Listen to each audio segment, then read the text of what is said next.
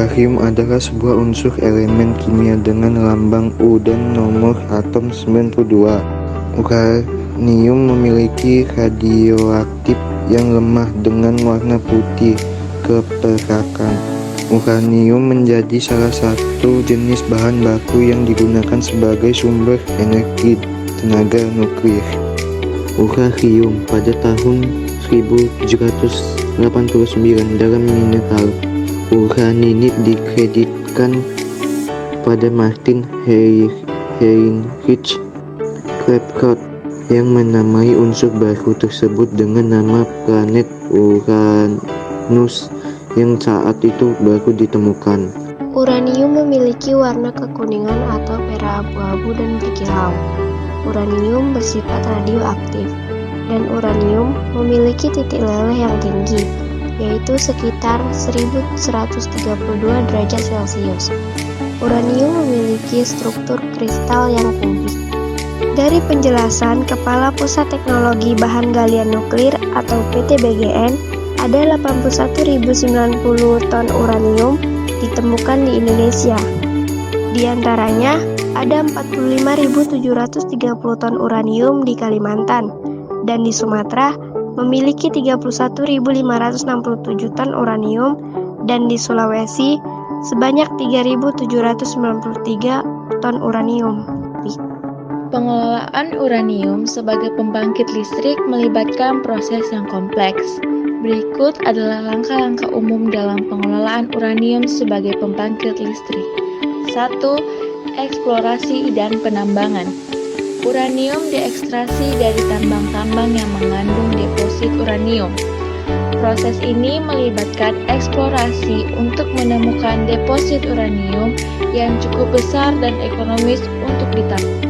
2. Pengolahan biji uranium. Biji uranium yang ditambang kemudian diproses untuk memisahkan uranium dari batuan dan mineral lainnya.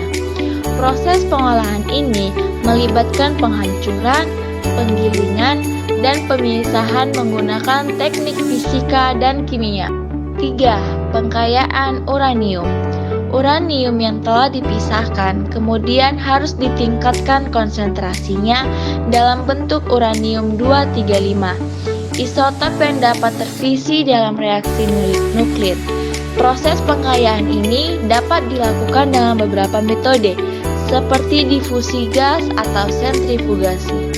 4. Pembuatan bahan bakar nuklir. Uranium yang telah dikaya kemudian diubah menjadi bentuk bahan bakar nuklir yang dapat digunakan dalam reaktor nuklir. Biasanya, uranium dikonversi menjadi uranium dioksida atau UO2 dan dibentuk menjadi tablet atau pelet untuk digunakan dalam elemen bakar. 5. Pembangkit listrik tenaga nuklir. Bahan bakar nuklir yang telah dibuat kemudian digunakan dalam reaktor nuklir untuk menghasilkan energi listrik. Proses ini melibatkan reaksi nuklir yang menghasilkan panas, yang kemudian digunakan untuk menghasilkan uap yang akan memutar turbin dan menggerakkan generator listrik. Pengelolaan uranium sebagai pembangkit listrik membutuhkan perhatian khusus terhadap keselamatan radiasi, perlindungan lingkungan, dan pengendalian proliferasi senjata nuklir. Oleh karena itu, industri nuklir diatur oleh peraturan ketat dan standar keamanan yang tinggi. Selain digunakan untuk pembangkit listrik tenaga nuklir, uranium juga dapat dimanfaatkan di bidang pertanian.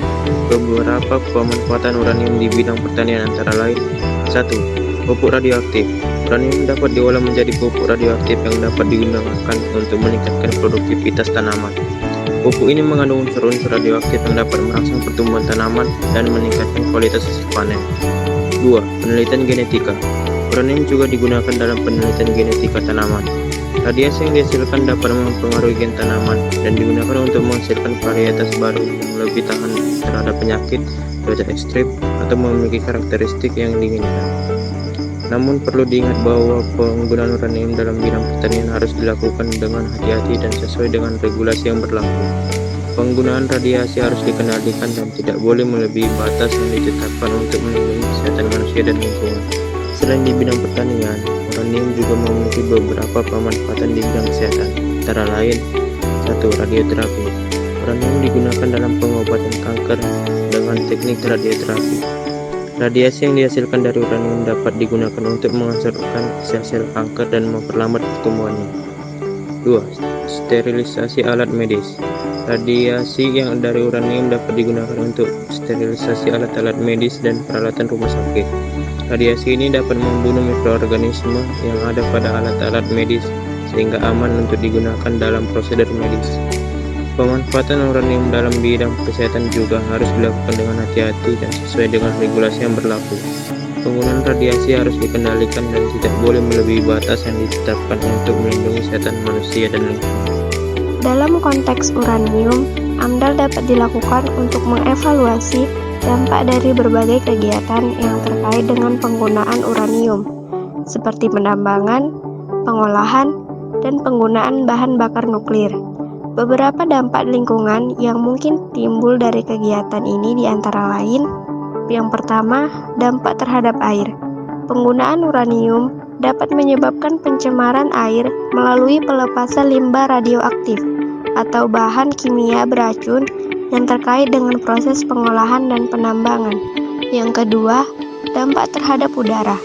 Proses pengolahan uranium dapat menghasilkan emisi gas beracun atau partikel debu yang dapat mencemari udara dan mengancam kesehatan manusia serta ekosistem. Yang ketiga, dampak terhadap tanah dan vegetasi. Penambangan uranium dapat menyebabkan kerusakan fisik pada tanah dan hutan, mengganggu ekosistem alami, serta kehilangan habitat bagi flora dan fauna. Yang keempat, dampak radiasi. Uranium adalah bahan radioaktif yang dapat menghasilkan radiasi ionisasi yang berpotensi berbahaya bagi manusia dan lingkungan jika tidak dikelola dengan baik. Uranium di Indonesia belum bisa untuk diperdagangkan ke internasional.